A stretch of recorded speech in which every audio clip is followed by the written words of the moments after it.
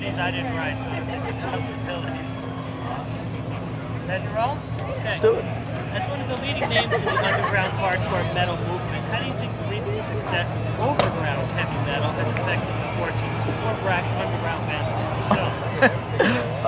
What was that? I think in a way it's brought sort of more attention to the whole scene as in general. I think the resurgence in metal that took place about 2 years ago just brought a lot of the underground stuff sort of into the limelight too, and we seem to, luckily enough, be the front runners of that whole underground thing.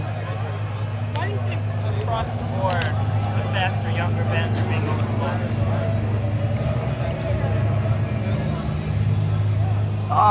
I think because a lot of the younger bands don't really have anything too original or new to offer. They just do and repeat things that have really already been done, 5 years ago by other bands.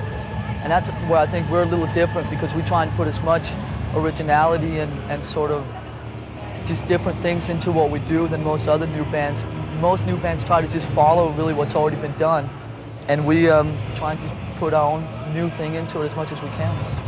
There've been through some major lineup changes. Tell us how they've affected your sound and the band itself. Well, there hasn't really been any major lineup changes since we recorded the first album. There was a bit of reshuffling going on in the beginning before we actually recorded the first album. So, I mean, the overall sound hasn't really changed that much. I think the only thing that changed a bit was that when Kirk and Cliff joined the band, they contributed it to the songwriting end of things, which the two other members didn't in the early days. How would you describe the difference between Metallica's sound and stance and that of more established metal bands? And what? Talk a little louder. What's the difference between your sound and sounds like of some of the other bands here today? Well, a bit more extreme, I'd say. Not so safe sounding, Go for a little, heavier sound. We just do pretty much what we want to do, and I think that the kids can really see that there's no sort of bullshit or anything going on. What they see is really what we're about, and that's why I think a lot of people can really relate to what we do. How do you react to the accusations, they're just playing fast, they don't know what they're playing? People can think whatever they want to think. We know what we do, and we like what we do, and who cares? Yeah. Next. Why do you think Europe and England are more open to hardcore metal? Well, it started over there. I don't know. I think it's got something to do with the way that in Europe that you get bigger and build yourself up. It's more through touring and more through like the word of mouth and like the street buzz. When America, to break out of the underground, you have to depend a lot on radio and depend a lot on videos and so forth. When Europe, it's more just a touring thing and a lot of press, and we're not on a major label in Europe, but just by touring a lot and just sort of the street buzz that comes out of that, you don't really need to be on a major label in Europe to break out of the underground. Well, Europe is so much smaller, and it's just the radio is really nothing over there. So it's just the word of mouth. Why has Metallica never recorded videos? Well, it's like in the music business these days, there's this whole thing going around with when you release an album, then the first cut that's released to the radio station, you have to go do a video for that. And the question at the end of the day is why? And with MTV cutting back on metal, which they did back in January anyway, the chances of Metallica video being seen to any big number of people anywhere was so slim. And we just rely more on our live performances and just on sort of that sort of whole thing, down to earth image or whatever. Why do you guys not feel the need to get dressed up or made up like a lot of other We are. See? Well, there's no need for it, really. I think it goes along with our music. It's just, no frills, just go for it, no really any kind of false, image or anything to bring across.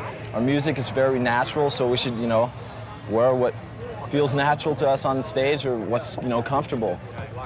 Instead of, thousands of chains hanging off or some, I mean, for us, the music is like the main thing, and image or how we look or whatever, that's pretty much the last thing. Can you start that again? I just noticed the camera was on its way to you. You started talking. So start with the music. For us, the music is like the main thing with what we do, how we look or what kind of image that people sort of see in us or whatever. That, I mean, that they can worry about that. We just worry about our music, which is really how we get, you know, our kicks from playing, and we just wear what comes with that, you know. And that's really all there is to it. How do gigs like today's Dan the Green and Don Park compare to the gigs that you guys usually do? There's more people here. It's more bands. There's more bands. There's more people licking in the backstage area. I don't know. Just for how the band prepares, how the band tries to present itself on stage. It's another gig to us, really. No special things going on. You know, we play the same if we play in front of 600 people or 60,000. We just go out because we enjoy what we do so much that there's not really, it's not difficult to get really excited about if there's only 1,000 people, because we get excited from what we play. And so, you know, it's just another show. Of course, you know, there's a bit more sort of excitement in the area, but I mean, in a way, when we hit the stage, the same thing goes on as at any other show. What differentiates Metallica from the other bands who are here tonight? I don't know. Why don't you find out? I think we have something different to offer than most of the other bands that are doing the rounds today. You want to start that over? No. I think Metallica is something.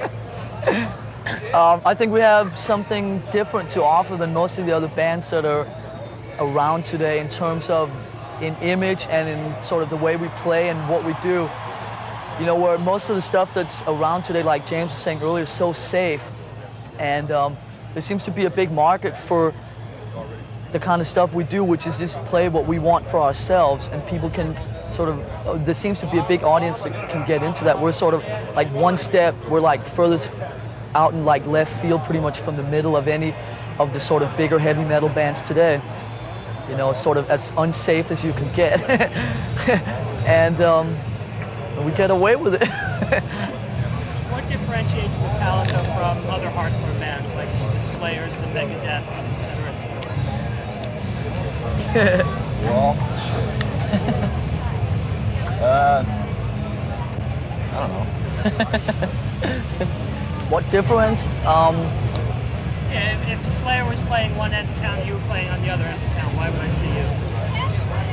I don't know. Or should I go see Maybe you're not into Satan. I don't know.